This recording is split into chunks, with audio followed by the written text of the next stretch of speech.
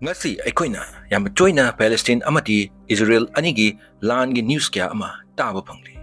Kangbu kharana Palestine support tawri aduga kangbu kharana Israel support tawri. Atupu lam ani asigi marakta kanana chumi kanana lali haibasimati yaman lubu wapam amani. Maramdi lam ani asina achumma thabakchu tawri amati aranma thabak kya amasu tawri. Adubu Israel Palestine war ki situation amati masina future da ohilakatapa consequences kya aduti nainaba yamna mathau tari karigumba malemda leiriba lebak kya singsina karigumba amana amagi michang changna duna leiba tarabadi soidina World War III thokla Delhi dos Manipur na mayambu taramna okchri Israel amadi Palestine gi war asi kamdouna thokiba war asina amok malem asida World War III thokna dawribra Israel na chumlibra natragana Palestine na chumlibra haibna chingwa sing asi maramda anobo video ama uduna lakchali video asi yamna interesting amadi knowledge miyamda pigadawi soidina video asibu loibu phawba amutang yengbi amuk video ki maiki de pangsi aikoina Palestine amadi Israel ani asigi marakta matam sangna dagi chataduna lakliba lan asigi maramda khanganaba Jerusalem gi importance amadi history khangwa darkar oigani Jerusalem asi matam amagi city amani aduga haujingna Israel gi manungda leiri Jerusalem asi Muslim Christian amadi Jew singi yam senglaba holy city amasu Mapam asida Temple Mount haina khangnaba mapam amalai Jew singna thajanai madudi mapam asida Abrahimna maki machanupa Isaacpu sacrifice tawnanaba honaki matam maduda Ibrahimna makoigi isorga unaki Christian gi matung ina Jerusalem hariba mapam asida Jesus pu crucify tawki habadi pangtingki aduga amuk mapam asida poki haina thajanai Mataw asumna Islam gi oina su Temple Mount asi yamna maru oina lawi maramdi Temple Mount asigi mapam amadagi Prophet Muhammad su jannata chatki haina thajani maramaduna Temple Mount asi religion ahum asigi followers singi marakta religious oiba sentiment ka yamnaknaba mapam ni maramaduna Muslim Jews amadi Christian singi marakta Jerusalem gi wahuda kyara khanalan thoktuna lagni Masjid Al-Aqsa gi lan Jerusalem da leiriba Temple Mount asi Haram al-Sharif haina su khangnai Mapam asida yamna maruiba holy building ahumre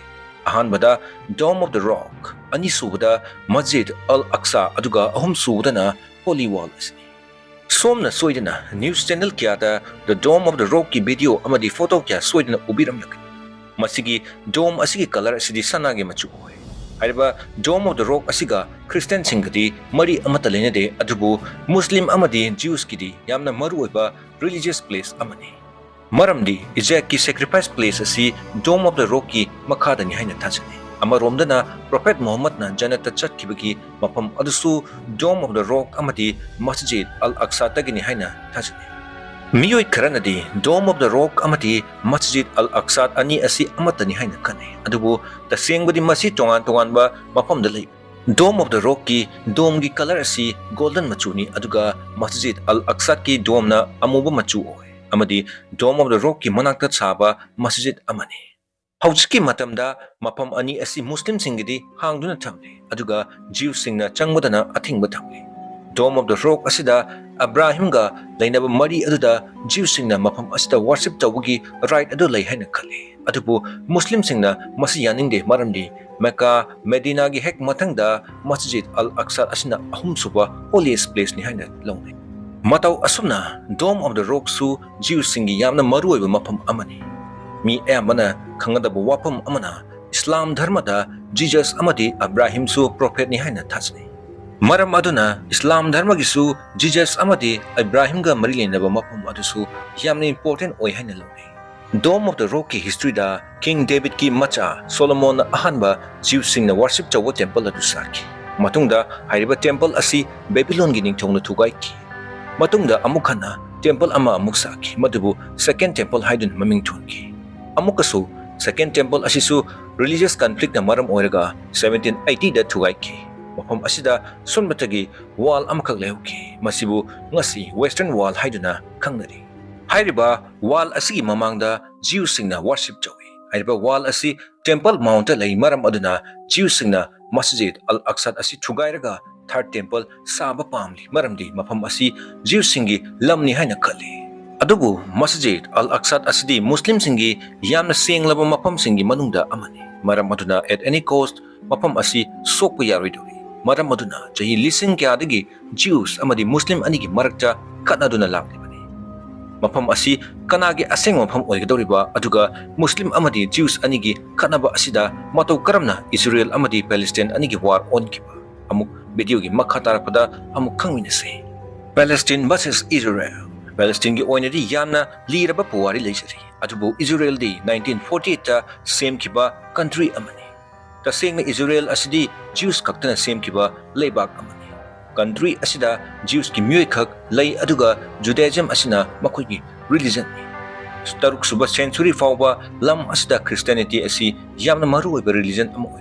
adubu taret suba century da prophet Muhammad si khrabagi matungda Palestine da Arab ki population khangin hengalaki tapna mafam asi ahum thopugi saruk ani di Muslim singna capture tawki masida Palestine su yauki masigi matungda Ottoman Empire horki amadi matamaduda Jews Islam amadi Christian dharma chatpa myoy singna punna leminaki Ottoman gi matamda Jews singi missing asi yamni yapandi World War I da Ottoman Empire mighty krabgi matungda Palestine gi territory asi British ki makuta taki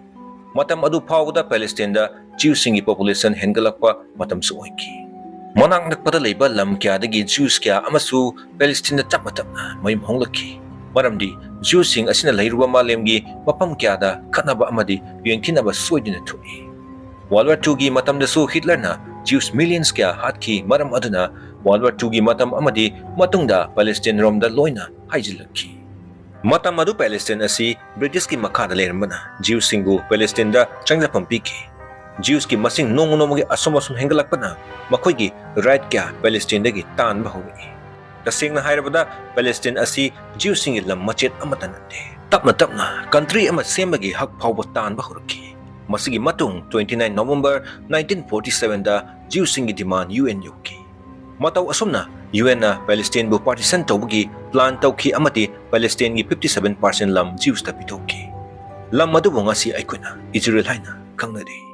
Israel same krabagi matungda Palestine asi ahum thongna mukhaiduki maramdi Israel country same krabagi matungda Arab ka Israel ga lan songki maduda Israel na mai paki matawasumna Palestine asi ahum thongna khaiduki mayai thangba saruk atuna Israel gi oiraga East Palestine gi saruk adubna West Bank haina maming thonki aduga South West gi part atuna Gaza Strip haina maming thonki matang asida war asi loitri masigi matungda Arab country amadi Israel ga lan kyarak sonaki adubu Israel na ngamduna laki amadi Palestine gi lamsu takmatapna kopsinba henjelaki tangkak amadati Palestine gi maming phawba muture Gaza Strip na Egypt aduga West Bank na Jordan da pithoklo Jews singna Israel bu pura control torba matungda phawba Jews singna santi di leiba ngamlamde Eastern Palestine ngasina West Bank khaiduna khangariba lam asida Israel na makoi gi boundary sandok su letnamde maramdi Palestine praja singbu makoina control to wayanamni Israel gi myoikya amadi West Bank da chatuna khundab su horoklami masina maram oiraga lan anirak amuk songlaki amadi Palestine lak taret mapam adu thadukna chatpataki maram mayam sing asini Palestine amadi Israel anina songnariba lan asigi horpam soma toina news channel kyada Hamas saiba organization amagi maramda soidina taramkani aduga Kargidamak miyamna Hamas ki against the lairibano haibadu video asgi makha tarpada amuk khangminasi Hamas amadi Palestine Hamas aina khangriba organization asi Prithvi gi lam kyana terrorist organization amani haina lawi Hamas ki asengba mamingdi Harkat al Muqabla Islamia kawi haiba organization asina Gaza Strip tagi operate tawi Palestine dagi makoi gi lam Israel na munkrabagi matungda Palestine gi leader Yasser Arafat na organization amal lingkat ki organization adubu PLO haibadi Palestine Liberation Organization haina maming thonki PLO gi maruoiba pandamde Palestinian singbu makoi gi mangkraba haksing adubu amuk phanganba asini matam aduda PLO haiba organization asina hingsagi oiba thabak amata tawramde PLO form tawkrabagi matungda Israel na yamna chingnaba amadi insecure oiba helakki maramdi praja singi marakta haiba organization asi aduki matik maming chanami Israel gi praja singna fawba Palestinian singbu amukhanna hingbagi right pinanaba PLO asibu support tawrami matam asimaktada Gaza Strip ta anoba Islamic organization ama amuk maruhulaki Horko matamda organization asina Islamic teaching tawrami organization asina matam aduda terrorist organization amataga karisu mari lineramde Atubu Israel na hairiba organization asibu sizinaraga PLO bu maithiba piba pamnami. Masigi atopa region amana Gaza da leiriba Palestinian singa PLO gi peaceful oiba method aduda yaninglamde. Makoina kalami santi na kaidonunda Israel dagi Palestine phangani haiba si oithogoi haiba. Maram aduna tanja asi lauduna Muslim Brotherhood Organization asida PLO bu maithiba pihinaba Israel na funding toba hoki. Adubu Israel gi khongtang asina makoi gi khwaidigi asowa asoiba amu haibadu uiki. Muslim Brotherhood Organization gi group khara punduna anauba group ama mu form tawki. Masibu ngasi aikoina Hamas haina khangnariba group asini. Haiba group asigi pandamdi kulai sizinaduna Palestine bu amukhana Israel gi makutagi ningkha tamanba haiba asini. Hamas na Israel na thadarakba fund adu sizinaduna Israel da landaba hoki. Palestinian sing nasu Israel gi partiality aduda yamna yaninglamde maram aduna chahi kharagi matungdadi Palestinian singsu PLO gi mahutta Hamas bu support tawba horaki. Masina maram oiraga Gaza strip ta tawba election da Hamas na kakhi amati mafam aduda leiba Jews kya bu tanthokpa horaki. Haujikti Hamas asi malemgi leibak kyana terrorist organization amani haina lauthokre adubu leibak kharanadi haujik phawba revolutionary group amani haina lunari. Video asina makha tarakpada amok khangminasi 2023 da thokiba Hamas Israel gi lan adu kari maramgi damakta thokiba no haiba atu. Handakta amuk nahongnana Hamas amati Israel ani gi marakta lanjao amamuk hauraki. Lan asi Israel gi music festival tawpham amadagi hauraki. Masigi music festival asi October gi tang 2023 gi numidang amada Israel gi western Negev desert ta hauki. Haiba mafam asi Gaza strip tagi yamna nakna leiba mafam amasuni. Music festival atuna mafam aduda pangthokhiba du coincidence ama oibisu yai. Maramdi Hamas na attack torkiba level adugi matung inadi matam gyadigi plan torga torpani haibasi takni. Haiba music festival atu numidang chupa pangthokki atubu October gi tang 3 ayuk ki pung 3 makai tar ko matam aduwaita Hamas na land water amadi air route tagi attack tawba horki. Gaza strip amati Israel gi marakta leiriba border adusu boundary wall matik chana kai. Gaza strip haiba mapam asisu Israel amadi Egypt phawduna khak chatpa yai maramdi maikei amadana Mediterranean Sea lei. Hamas na attack torko matamda Israel gi border da leiba fencing adu thugairaga Israel da changlaki. Masigi sumatakta paraglider season aduna Hamas ki yamno muika Israel da changlaki amadi direct music festival gi mafam aduda changchillaktuna mathongmaram khangdana fire tawba horaki. Incident aduda civilian chani yankai hena siki amadi Israeli chamong yankai henbana kidnap tawtuna ki. Attack asi hek hopuga Gaza romdagi Israel tamna missile lising manga hena kapsilaki amadi muika gi thawai mangki. Pawasi Israel gi PM Netanyahu da hek yaubuga makoi gi leijaba sakti siznaduna Hamas gi matakta war declare tawki. Madugi pokhum oina Gaza strip tamna missile lising kya kapsinduna muika ama hatki. Masida Palestinian kya ama susiki. Ngasidi haiba lan asigi maiki amaronda chatkre. Civilian na kanano terrorist na kanano haibadu khenaba amata leitre. Gaza nasu attack kya ama chatari amadi masigi pokhum oina Israel na bombing kya ama leptana tawri. Masida lanjadraba mui lising kya gi punchi mangkre. Atubu ngasi thokliba Hamas amadi Israel gi lan asigi porpam asi karino aduga laliba asina kanana no haibu wang amadi aikoi gi wakal da hangbe. Hek yengbadadi aikoina khanba yai madudi haiba lan asi Hamas na haubani haina atubu Hamas na di lan asibu laman kumbani haina hongtokle. Tasengbadi 1948 ta Israel sem krabagi matungda Israel amati Palestine gi marakta yama chawa tension adu hoki. Kyara khana Israel na mara laijidraba Palestine kya amada attack tawki aduga namduna Palestine thadukna chalanki. Arab country amati Israel gi lan gi matungda Israel na Palestine gi map asi mami pawa mutatki amaromdana Israel na Gaza strip asibu maikei maridigi koisinduna thakli. Gaza strip hairiba mapam asidi narki mapam ama haibadu oire. Mapam asida karigumba makal amagi mateng amata ising lambidagi kangphaldagi amati nungsitagi phanganba haibasi oithokte maramdi Israel na maikei marida loina koisinduna thamkre. Masi masu Israel na khangi matudi Gaza strip ta Hamas ki group lei haibasi maramaduna Israel na kyarak khana Gaza da bombing kyarak thamkre. Palestine singsu makoi gi country amukhana phangnanba Israel ga matam sangadagi khatnaduna lakni. Masi gi sumatakta UN na phawba Israel da warning tawba laikre. Madudi Palestine dagi Jew singna khopchiliba lamadu thado u haina.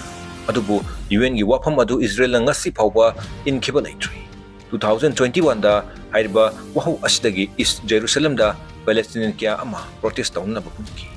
miyam adu control taunna ba Israeli military na makoi ki military power siznaki masig mari lenna Ramzan gi mathamda Al Aqsa Masjid ta namaz pari ba mi kya gi mathakta open fire faw tawki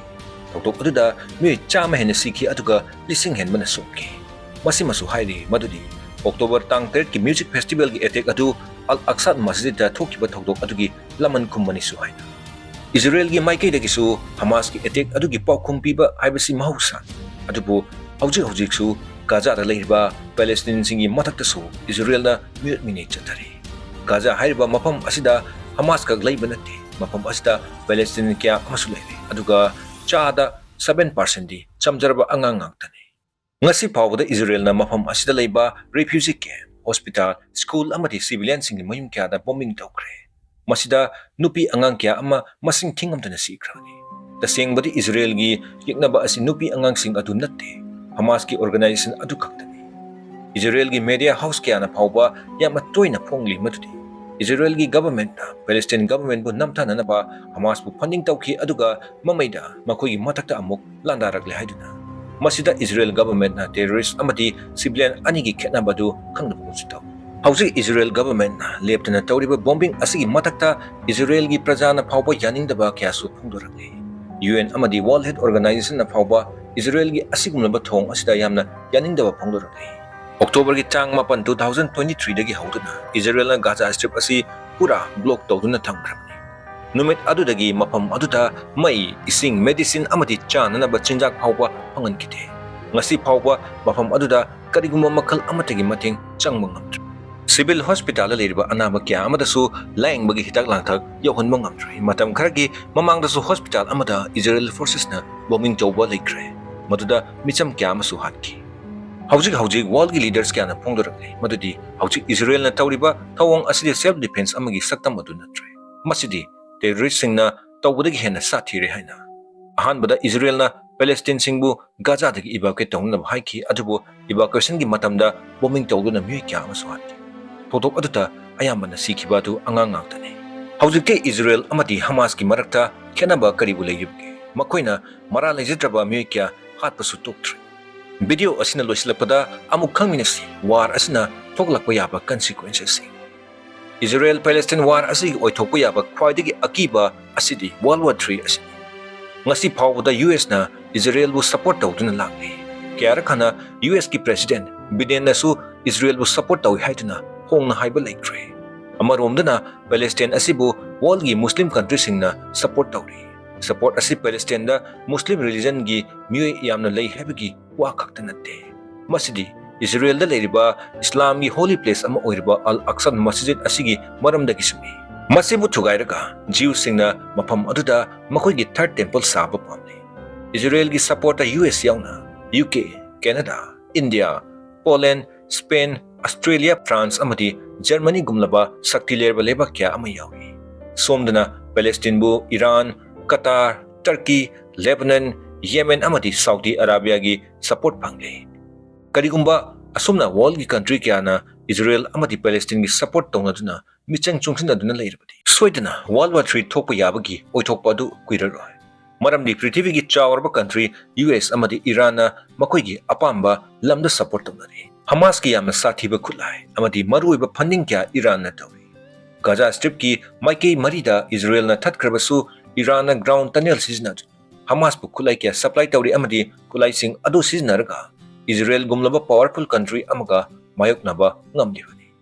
kariguma US amadi Iran aningi marakta lan thoraklabadi soidna Palestine bu kananaba atopa Muslim country mayam amasu lan de soidna yaurkani amadi World War 3 thokpadi soidre Iran na publicly asuna so high ki laikre madudi karigumba Israel na Gaza da humanitarian aid johandrabadi madugi phal afaba oire haina amaromdana war asina maram oiraga global economy da yamna akaiba supiri Palestine bu support tawriba kanguna Israel amadi US ki product sing bu pen tawbusu hokrabani adubu prithvi gi leba kya gi pressure digi Gaza Strip ta tapna mating yawba horakli India da su wapam asida yamna pressure lagdi maramdi hek hawbudagi India na Israel bu support tawduna lagdi maru oina India na Middle East gi import tawriba pochai singda problem thogalakpi hai Middle East gi India na crude oil kya leptna import tawri Amaromdana India-dagi precious metal, machine, diamond amadi glassware gi product kya Middle East ta export tawi. Karigumba war asidagi haiba trade asibu lepkiba tarabadi suitna India da yamna chawba mangjaba natana awaba ama oigani. Handakta tawkiba G20 da su India na Middle East corridor gi proposal su tawba laikramani. Corridor asi UAE, Jordan amadi Saudi Arabia phawna chatkani. Karigumba war asina kuisin laklabadi soidna Middle East ki countries sing na proposal asi phawba reject soidan tawkani. Matang asida Delhi dos Manipur na mayamdagi kanya na bay athang nizari amadi karigumba video asibu enjoy tawirabadi soidana video asibu like, share amadi channel asibu support tawba kauk. Matangi video da amok tingrasi.